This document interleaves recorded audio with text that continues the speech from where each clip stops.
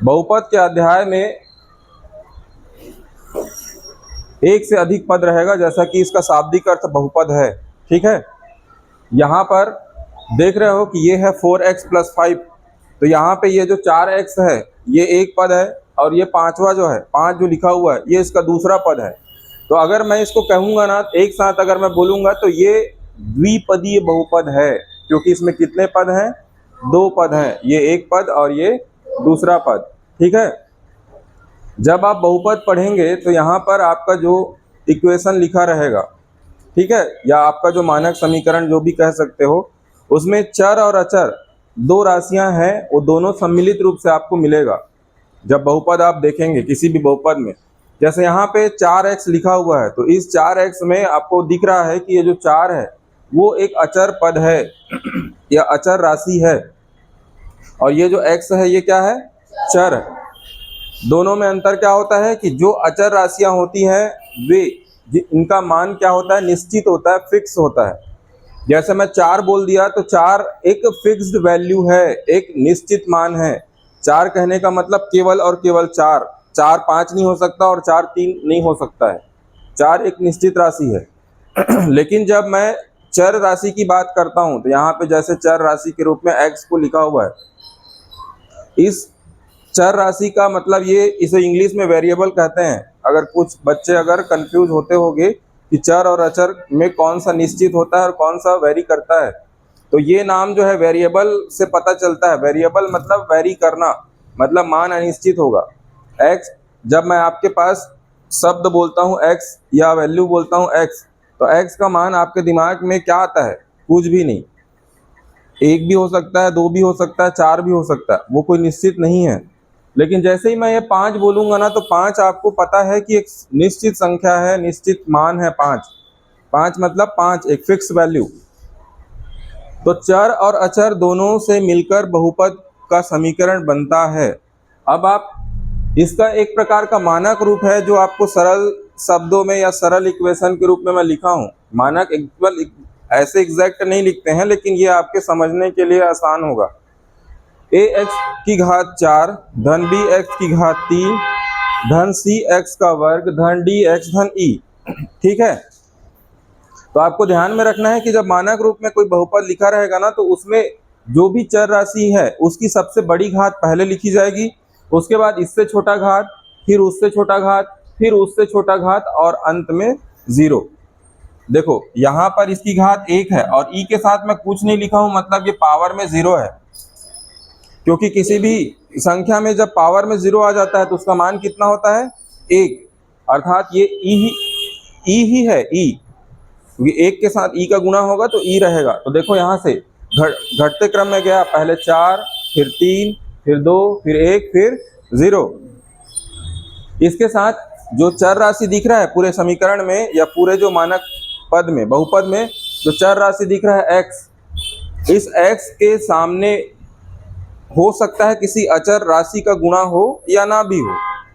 तो ये जो चर में जिस भी संख्या का गुणा रहता है, यहाँ पर देखो, यहाँ x² के सामने जिस भी अंक का गुणा रहेगा उसे हम उसका गुणांक कहते हैं। गुणांक का शाब्दिक अर्थ भी समझना चाहोगे तो आपको समझ आएगा। गुणांक, गुणा का अंक, मतलब इस चर राशि में जिस भी अंक का गुणा है वो उसका क्या कहलाता है? गुणांक। ठीक है, तो गुणांक आपको पूछा जाएगा प्रश्न में कि दिए गए बहुपद में कोई भी एक पद का गुणांक पूछ सकता है। जैसे मान लो इसमें पूछ दिया, मान लो x² का गुणांक क्या है, तो यहाँ पे दिख रहा है स्पष्ट, ये क्या है? 5 है। ठीक, अब एक आता है आपके पास बहुपद को पहचानने का। कोई आपके पास रैंडम बहुपद दे देगा और आपसे पूछेगा कि क्या यह बहुपद है या नहीं है। तो उसको पहचानने के प्राइमरी रूप से ये 2 शर्तें हैं या जो कंडीशन है ये फॉलो होना चाहिए। पहला ये है कि चर राशि की घात धनात्मक होना चाहिए। क्या होना चाहिए? धनात्मक। देखो यहाँ जो भी लिखा हूं मैं, ये 4 अब धनात्मक संख्या है, 3 भी धनात्मक, 2 भी और 1 भी। तो जो भी चर राशि, चर मतलब चाहे वो x y z हो, या इसे दर्शाने के लिए हम x y z का उपयोग करते हैं, कभी कभी a b c d का उपयोग करते हैं, कभी p q r का P Q R S T ऐसे जो अल्फ़ाबेट्स का उपयोग करते हैं, तो कंफ्यूज नहीं होना है। एक्स वाई जेड कहीं पे दिखे या कहीं पे P Q R S T दिखे या कहीं पे ए बी सी डी दिखे, सब चर राशि को दर्शाने का एक तरीका होता है, समझ गए। अब इस राशि के ऊपर में जो भी घात दिखेगा ये धनात्मक होना चाहिए। दूसरा, चर राशि की घात एक पूर्ण संख्या होना चाहिए। पूर्ण संख्या मतलब जैसे कि वहां लिख दिया हूं एग्जाम्पल में 1 2 3 4 ऐसा, ये नहीं कि 1/2 लिख दिया घात में तो एक पूर्ण संख्या नहीं है। घात में अगर ऋण 5 लिख दिया तो एक पूर्ण संख्या नहीं है। 1 2 3 4 ऐसे जो संख्या होते हैं, ऐसे जो अंक होते हैं, इन्हीं को हम क्या बोलते हैं, पूर्ण संख्या। तो दो प्राइमरी कंडीशन है बहुपद को पहचानने का कि बहुपद है या नहीं। पहला तो चर राशि में जो भी घात है, जहां भी दिखेगा घात, सब जगह घात धनात्मक होना चाहिए। दूसरा, ये जो घात है ये पूर्ण संख्या होना चाहिए, 1 2 3 4 5 ऐसा कुछ भी। तो ना तो ऋण 1 हो सकता है, ना तो 1/2, ना तो 3/5, ऐसा नहीं होना चाहिए, ठीक है। तो इसको सबसे पहले नोट कर लो और उसके बाद प्रश्नावली में प्रश्न को बनाएंगे।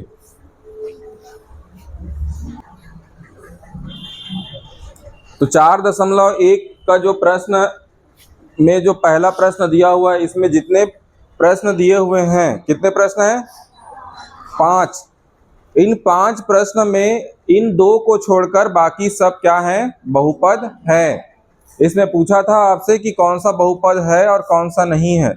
तो दोबारा बता रहा हूं, याद कर लेना है कि बहुपद निर्धारित करने के लिए जो कंडीशन मैं आपको अभी थोड़ी देर पहले बताया कि जो भी चर राशि रहेगा वो चर एक्स वाई जेड हो सकता है, ए बी सी डी हो सकता है, या P Q R S T कुछ भी हो सकता है। यहाँ पे जैसे जेड दिया हुआ है, तो चर राशि की घात धनात्मक होनी चाहिए और पूर्ण संख्या होनी चाहिए। तो यहाँ पे दिख रहा है आपको ये जेड की घात यहाँ पर तो 1 है, लेकिन आगे देखते हैं दूसरे पद में तो जेड की घात यहाँ पे ऋण 1 बन जा रहा है, क्योंकि 3/z है और हर में अगर लिखा हुआ है जेड, इसको अंश में लिखना होगा, तो यहाँ पर इसकी घात 1 है। इसी घात 1 को जब अंश में लेके लिखेंगे ले जाकर, तो यही घात 1 वहां पे ऋण 1 बनेगा। घातांक के नियम से घातों को धनात्मक और ऋणात्मक में बदलना घातांक के नियम में पढ़े हैं। और मैंने इसे अंश पे क्यों ले गया मैं जेड को, क्योंकि बहुपद को आपको सबसे पहले मानक रूप में लिखना है। जब आपको मैं बहुपद का मानक रूप लिखाया था तो कहीं पर भी चर राशि को मैं हर में नहीं लिखा था, बटे में नहीं लिखा था, सब आपके अंश में थे। तो सबसे पहले इसको मैंने मानक रूप में लिखा है। सभी जो चर पद हैं हर अंश में दिखना चाहिए। तो यहाँ पर ऐसे करने से -1 आ गया z की पावर, और ये ऋणात्मक संख्या है, इस कारण बहुपद नहीं होगा ये वाला पद। ये वाला यहाँ पर ये वर्गमूल आ गया है, तो इस वर्गमूल को घात में 1/2 लिखा जा सकता है। और जैसे ही आप घात में 1/2 लिखोगे तो आपको पता चल जाएगा कि यहाँ पे एक घात आपका पूर्ण संख्या नहीं है। ये हो सकता है भले कि इधर वाला आपको दिख रहा हो, लेकिन पूरे पद में अगर कहीं भी चर राशि की घात अगर आपको पूर्ण संख्या या धनात्मक अगर नहीं मिला ना, तो वो बहुपद नहीं कहलाएगा। तो ऐसे पहचानना है बहुपद को, ठीक है। इसके बाद प्रश्न क्रमांक 2 में क्या लिखा है, आपसे गुणांक पूछा है, किसका, x² का गुणांक पूछा है। तो बहुपद को अच्छे से पहले पढ़ो, और पढ़ने के बाद जहां पर भी x² दिख रहा है उसके सामने जिस अंक का गुणा है वही आपका आंसर हो जाएगा। चलो बताओ,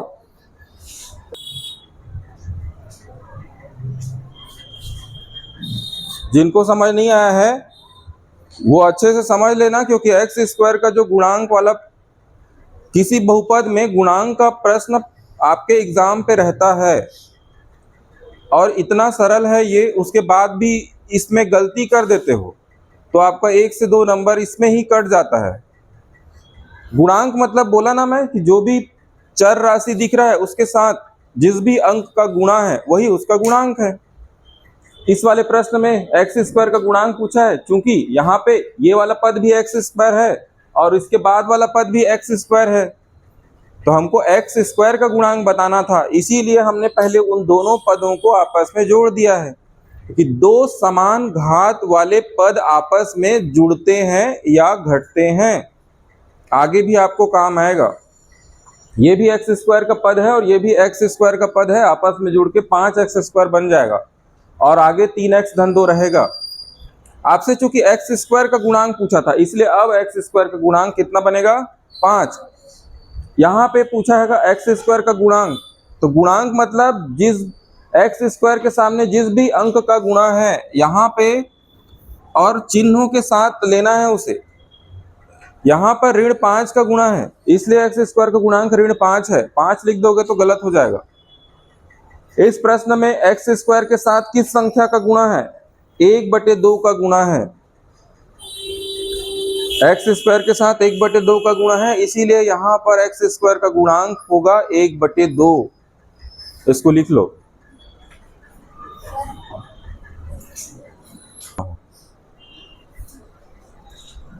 इसके जो चौथा नंबर के प्रश्न में आपसे बहुपद लिखने को कहा जाएगा, ठीक है, बहुपद लिखने को कहा जाएगा और वहां पे प्रश्न में दिया रहेगा आपको कितने घात का कितने पद वाला बहुपद लिखना है। तो सबसे पहले तो ये जानो कि बहुपद की घात किसको कहते हैं। ये भी एक प्रश्न है, बहुपद की घात आपसे पूछता है एग्जाम पे। तो आपके पास कोई भी बहुपद लिखा रहेगा, जैसे उदाहरण के लिए मैं लिख दिया हूं इसको x की घात 3 ऋण 6x की घात 2 धन x धन 1। ये एक बहुपद है। इस बहुपद में जो चर राशि दिख रहा है, मतलब यहाँ चर कौन सा है? x, उसकी जो भी अधिकतम घात रहेगा, मतलब जो मैक्सिमम पावर रहेगा, उसी को कहेंगे बहुपद की घात। यहाँ पे x की अधिकतम घात कितनी है? कितनी है? 3। इसीलिए इस बहुपद में बहुपद की घात हो जाएगा कितना? 3। तो यहाँ पे मैं लिख दिया हूं बहुपद में चर राशि की अधिकतम घात को ही बहुपद की घात कहा जाता है। अब आपसे प्रश्न में पूछा गया है कि आपको 6 घात वाला, मतलब घात 6 का त्रिपदी बहुपद लिखना है। इसमें दो चीज अंडरलाइन किया हूं मैं, एक ये त्रिपद और एक ये घात 6। तो जब घात 6 कहा जाएगा, इसका मतलब बहुपद में उस x की अधिकतम घात या उस चर राशि की अधिकतम घात को 6 रखना है, ठीक है। और कितने पद बनाना है उसमें? 3 पद होने चाहिए, चाहे वो इस तीनों में कैसे भी आप लिखो उसे। मैंने अपने मन से लिखा है, आप भी अपने मन से कोई भी उदाहरण लिख सकते हो। जैसे पहले में 2x की घात 6 धन 3x की घात 5 धन 4x की घात 4। यहाँ पे क्या समझ आया कि इसमें कितने पद हैं? 1, 2 और 3, तो त्रिपदी बन गया। घात 6 कहने का मतलब यहाँ जो भी x दिख रहा होगा उसमें अधिकतम घात मेरे को 6 लिखना है। और मानक रूप कहता है कि यहाँ पे 6 लिखा हूं तो उसके बाद उससे कम वाली घातों को लिखते चलूंगा आगे। तो यहाँ पे पहले 2x की घात 6, और ये गुणांक को भी अपने मन से लिखना है, और नहीं लिखोगे तब भी चलेगा, आपको केवल एक उदाहरण बनाना है। तो मैंने अपने मन से यहाँ पे 2x की घात 6 धन 3x की घात 5 धन 4x की घात 4 लिखा है। ये एक तरीका हो गया। दूसरा तरीका, ये भी एक त्रिपदी बहुपद है घात 6 वाला। x की घात 6 धन, अब जरूरी नहीं है x की घात 6 के बाद x की घात 5 लिखूं फिर 4 लिखूं। मैंने x की घात 6 के बाद x की घात 3 वाला पद लिख दिया और उसके बाद x की घात 1 वाला पद लिख दिया है। ध्यान इतना रखना है कि इसमें 3 पद रहना चाहिए और घात बड़े से छोटे में जाना चाहिए। 6 है, उसके बाद 3 है, फिर यहाँ पे x की घात कुछ नहीं, मतलब 1। ये तीसरा तरीका उसी को लिखने का। यहाँ पे देखो, यहाँ पे गुणांक नहीं लगाया था, यहाँ पे गुणांक लगा दिया हूं, तो लगाओ या ना लगाओ, उदाहरण लिख रहे हैं, सब सही है। बस ध्यान रखना है कि x की घात 6 से स्टार्ट होगा, क्योंकि बहुपद की घात अधिकतम रहना चाहिए 6, क्योंकि घात 6 लिखना है। तो 8x की घात 6 धन 2x की घात 2 धन 5। देखो ये यहाँ पे क्या अंतर आया, मैंने एक पद को अचर पद भी लिख दिया है। यहाँ पे सब पद में आपको, ये दोनों में अचर पद नहीं था, इसमें मैंने एक पद अचर पद भी लिखा। तो ये तीनों ही आपके सही हैं।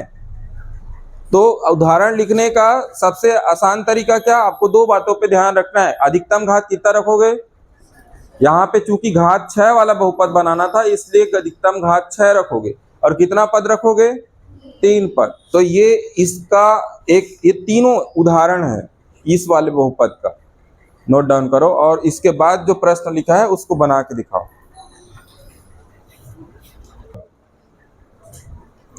आपसे पूछेगा प्रश्न में कि अगर निम्नलिखित बहुपद में अचर, रेखीय, द्विघाती, त्रिघाती बहुपदों को पहचानिए। अचर बहुपद, तो अचर बहुपद किसको बोलोगे? किसको बोलोगे?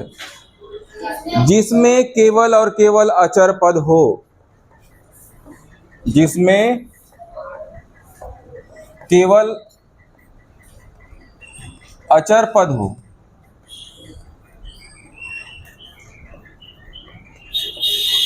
जिस बहुपद में केवल अचर पद रहेगा उसको कहेंगे अचर बहुपद। रेखीय बहुपद, रेखीय बहुपद किसको कहेंगे? जिसमें जो चर राशि है उसका अधिकतम मान केवल और केवल एक होना चाहिए। चर राशि का अधिकतम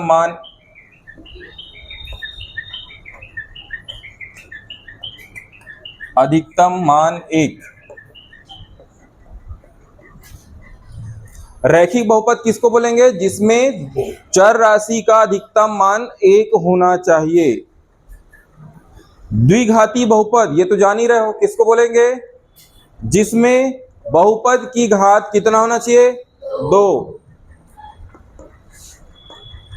बहुपद की घात बराबर 2। त्रिघाती बहुपद किसको बोलेंगे? जिसमें बहुपद की घात 3 होगा, अर्थात इस बहुपद में अधिकतम घात 3 रहेगा। द्विघाती बहुपद में अधिकतम घात 2 होगा, रैखिक बहुपद में अधिकतम घात 1 होगा और अचर बहुपद में केवल और केवल अचर पद रहेगा। ठीक है।